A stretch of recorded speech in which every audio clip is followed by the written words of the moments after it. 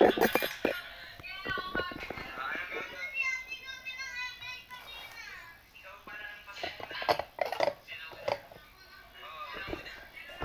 no, sabi ni Claire Castro, oh, Facebook quick to take down fake news, Palasay.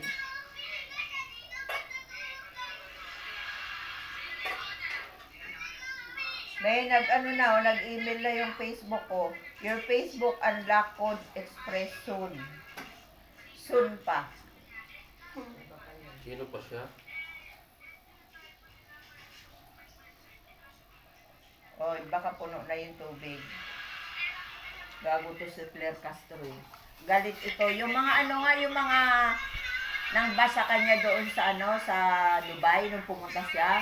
Na sinabi sa kanya, resign ka na, ang pangit mo. Pinapahanap niya yung mga pangalan sa immigration. Tapos gusto niyang ipa-deport. Ano karapatan niya ipa-deport? Sinabihan lang siya ng pangit. Kasi mga bastos daw. Sa dala ng mga OFW.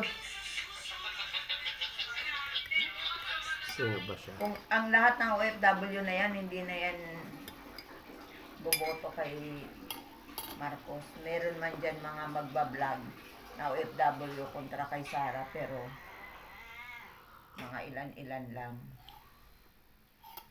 Gagayan. Pag nakita niya na mag-comment ka ng pangit sa post niya, wala na yan, Facebook mo. Tingnan mo yung Facebook ko. Sinabihan ko lang ay gaga. Bobo ka pala eh. Baha sa Metro Manila, tapos sa Davao mo isisi kay Sara. Kinalaman ni Sara sa baha. May nagtamper daw ng mga butas, daanan ng tubig. Baka matutuwa ka ba naman yan? E di 1.5 million ang nagko-comment.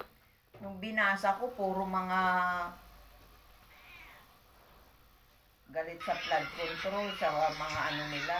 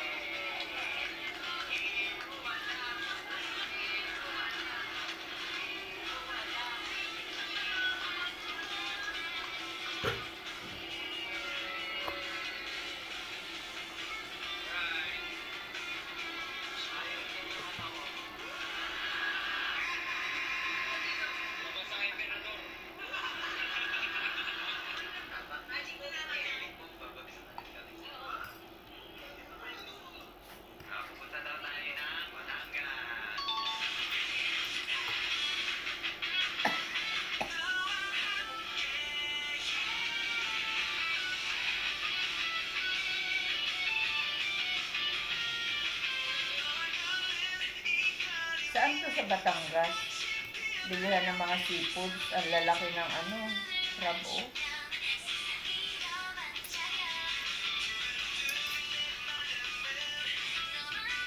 Puro seafood. Ah, postal.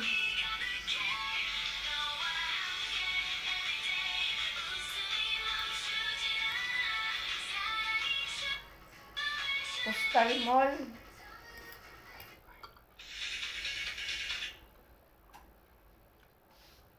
Hoy, kumukulo na yan.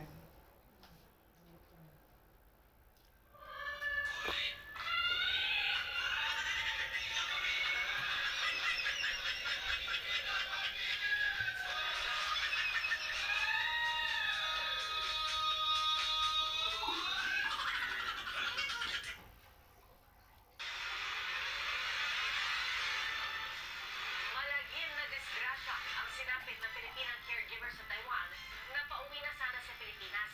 Patay ang caregiver matapos madamay sa karambula ang sinasakyan niyang van. 2 pang Pilipino ang sugatan. Saksi, si Jonathan Puntang airport. Grabe. Yan na, stop. Papuntang airport na. Matulin. Hindi, nadamay lang. May bumangga sa isang ano, tapos umikot papunta sa van na tumatakbo din.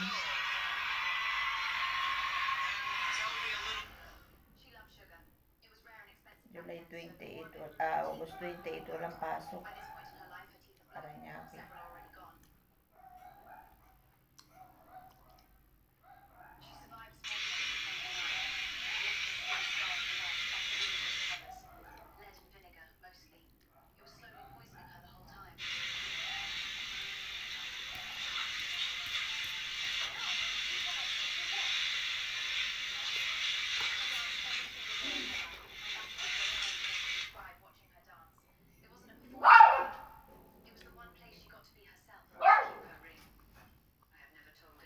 Dati, nung bata pa kami, pag sinabi mong mag-jowa kayo, dapat nag-I love you-an kayo sa isa't isa.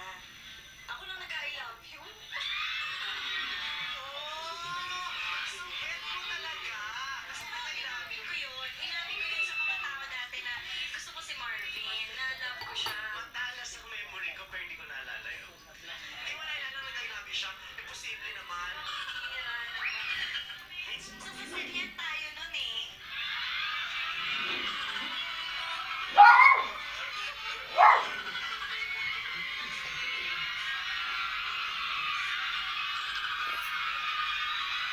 May sabi. Oo. Kung ako yung mga jowa, yung makapahan ako ng style. Pero hindi, nag-I love you ka kasi bet mo, nag-love ka na. Pero Sabi ko, hindi I siya love you, nag-I love you babe. ka.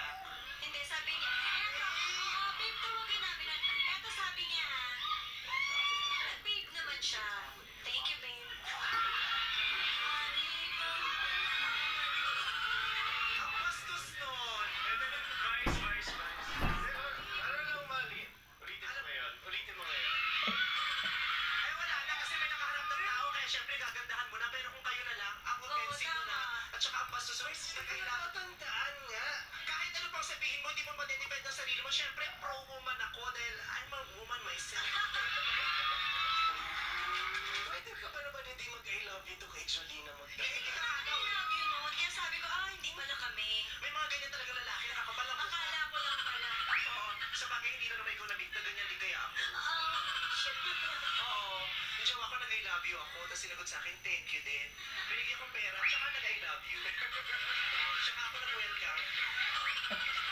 Oo, pero bakit nga inaamin niya na na-in love siya sa'yo before, pero ikaw, hindi ka na-develop? Una sa lahat, sorry pero hindi ko natatandaan yan. Na nag-I love you siya. Ayan, ano ba magagawa? Baka ikaw kasi marami kang mga mga paharing. Pasaring. Pahaging at saka pasaring pinagsama mo ba? Fusion. Marami kang pag-ano. O parang pagkain. But, pero teka lang, ako rin naman ang dami ko rin naman pinaramdam sa'yo. Ano? Sige nga, ano? Ay, ito.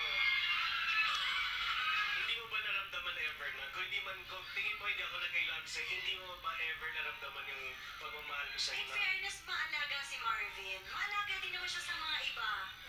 Ay, bahala ka! Teka, nakapag-isip yun ah! Ayaw ba? Eh, pinag-uusapan na sa iba ka na. Na-friendzone ka, girl. Oo.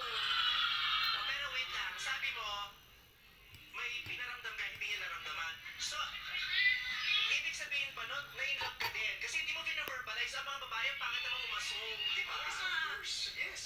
Yes. Na-inlove ka kay Julina. Totoo naman, ano ka ba?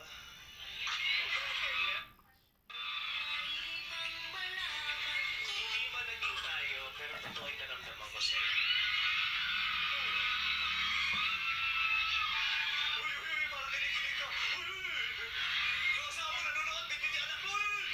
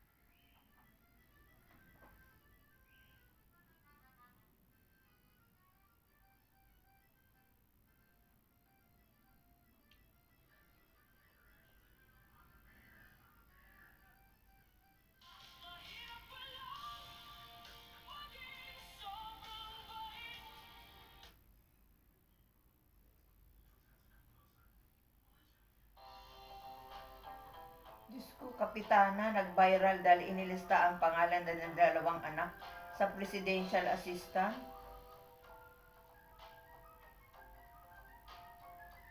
Eto, pakinggan natin ha. Senator Judge Padilla, you may proceed with your interjection, sir. You have 2 minutes. Salamat po, tagapamahala po. Tuloy ko lang po yung ating tanungan. Ayun, yan. Pagkatapos po niya, Alam mo, sobra.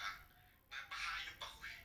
Nung after nito, sabi ko, hayop ka, Senator Rodney Padilla, ang talino mo. Sobra mong galing. Tinaob mo talaga yung mga nagmamagaling eh. Yan sa impeachment court eh. Kaya wag, stay humble. Bakit? Kasi pag ikaw humble talagang bibigyan ka ng wisdom. nung sumagot, pwede po pati na rin sa depensa. Meron din po akong tanong. Kanina po, nakakinto tayo. Kaya Before we continue, Senator Judge Padilla, next time, Attorney Christine, do you need a platform similar to, it was Senator Lord, it was Attorney Lorna of first asked for it, but I noticed the prosecution has one. Would you wish one to be provided for you at a future time, Attorney Christine, or the Yes, panel Your Honor. side of the respondents? Yes, Your Honor. I would appreciate having that platform too. Okay. Thank you. In the next hearing, Attorney Christine, yes, Senator Judge Padilla, you may proceed. Balikan ko po, naputol po tayo kanina. Ako yan. Naniniwala po ba kayo na ang confidential fund para yan po ay makakuha tayong impormasyon para makasave ng buhay, para Opo. Halika nga muna. makakaroon tayo ng law and order? If used properly, yes, Your Honor. Okay, opo kayo po sa defense. Naniniwala po. Yes, Your Honor. Kung sa palagay niyo po, nung panahon na si Marshal Bonifacio ay may confidential fund, nalaman niya na mayroong magtatangka sa kanyang buhay. Sa palagay niyo po ba, buhay pa si Senator Benigno Aquino ngayon? Well, assuming, Your Honor, that the foreign occupants were those lone threats to his life, then probably yes, Your Honor. Salamat po. Kayo po. Actually, Your Honor, I'm not aware really of the circumstances during that time, Your Honor, so I can't really comment intelligently on that. Grabe, no? Pwede sana sabihin na kagad itong defense. Ganito ka-anis ang mga witness, yung mga kaalyado ni VP Sara Duterte, ganito ka-anis eh. Pwede niya na sana sabihin na, oo, siyempre, pag may confidential fund, ligtas yan. Yung prosecution, di ba sinabi, pag nagamit ng tama,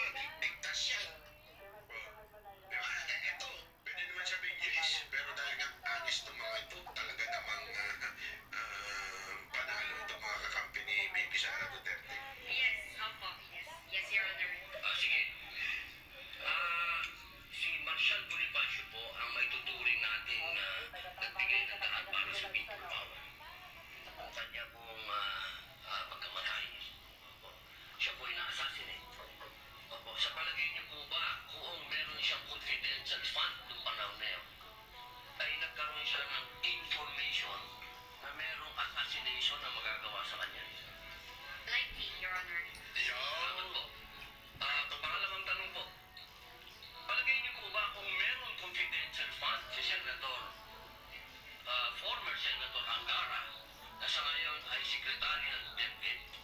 Maaari po bang napigil niya ang mga incident sa mga paaralan? Ayan na. I cannot speculate. Wala pong speculation. Sa tingin lang po niyo, kung meron siya, Speculate. sabi niyo po kasi kanina, sumang-ayon po kayo kung may confidential fund, maaaring makapigil, makapagbigay ng kapayapaan. Ito ang abogadong hindi nakapasya ng bar pero hindi nag-bar pero napakatagal, di ba? Kulog niya eh. Sabihin na ito si abogado, si prosecution tinanong niya noong una. Meron kang confidential funds, si Ninoy, malamang hindi siya namatay kasi malalaman niya na may papatay sa kanya. Maaari, di ba? Sabi niya, oo. Ngayon, napunta ngayon doon sa patayan na nangyari dito sa Zamboanga. Sa DepEd. Kung meron mga confidential fund, malalaman ba na may ganun? Same, di ba? Siyempre, si VP Sara Duterte na yun. Siyempre, magnono na to. Pero same logic, di ba? Kaya ang galing nitong bata natin. Law and order. Sa palagay niyo po ba, Tama. kung meron siyang confidential, ano lang naman po, kung hindi po kayo naniniwala, hindi no. Siya, tinatagalog niya para maintindihan ng mga tao. Habang maglalakad si Miss Sabon, bigla niya nakita yung ex-boyfriend niya at napansin siya nitong lalaki. Mukhang masaya yung ex-boyfriend niya kasama ang girlfriend niya. Tinulungan siya ngayon nitong lalaki. At ayun, ang bait naman ni Boy. Tinulungan mo pa si ate para hindi masaktan lang. Habang maglalakad si Miss Sabon, bigla niya nakita yung ex-boyfriend niya at napansin siya nitong lalaki. Mukhang masaya yung ex-boyfriend niya kasama ang girlfriend niya. Tinulungan siya ngayon nitong lalaki. At ayun, ang bait.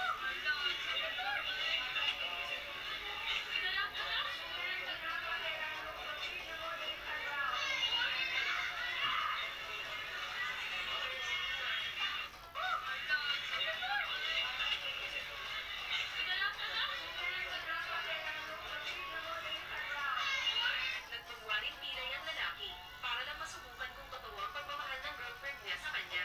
Nang makita niyang hindi siya iniwan ng girlfriend niya at araw-araw pa siyang pinamasahe at pinapahiran ng mga paa, nagdesisyon ang lalaki na sa araw ng kanilang kasal ay sorpresahin ng bonggang-bongga ang kanyang nobya. Tay, ikakasal na ako kay Ruyan bukas. Oras na siguro para tumayo na ako at sabihin sa kanya ang totoo. Diba? Hindi pa pwede. Hindi pa tapos ang pagsubok. Ano eh? Dapat sa mismong araw ng Unahin kasal mo ka muna yung tumayo. pagkain. Para doon mo ibigay sa kanya ang pinakamalaking surprise ang matatanggap niya. Sinabihan niya ang lahat ng mga bilyonaryong kumpanya sa Cloud City na magbigay ng mamahaling regalo na nagkakahalaga ng daan-daang milyon para kay Leo Ruyan. At sa mismong oras na iyon, ilalatag ko rin ang totoo na ako ang tagapagmana ng Long Time Group para tuluyan siyang umangat sa buhay. Sige, sisiguraduhin kong maibibigay ko sa kanya ang pinakamagarang kasal sa buong siglo. Ay ho, gusto mo bang magkaasawa? Saan galing tong baliw na to? Lumayas ka nga.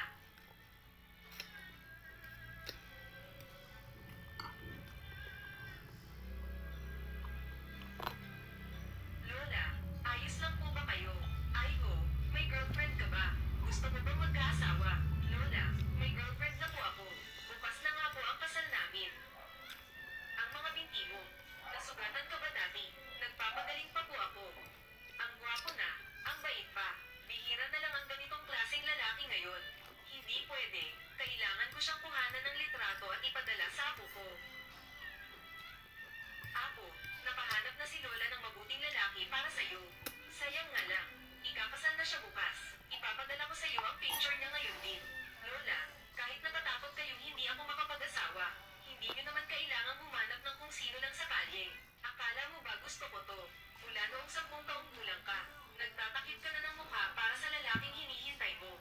Hindi mo ipakita ang tunay mong itsura. Kaya ang akala tuloy ng iba, pangit ka. Shut up, Kaya mga nga lods. gustong pakasalan ka. Wala rin naman akong magagawa. Siya lang ang tanging lalaki Thank you sa panonood ko. JR Vlog, mga lods. Walang ibang lalaki ang may karapatan. Tayo ay kumain ng Siya sa iba. Hindi ko na kailanman pansit. buksan ang pelo ko habang buhay. Palabok with kape. Bye-bye.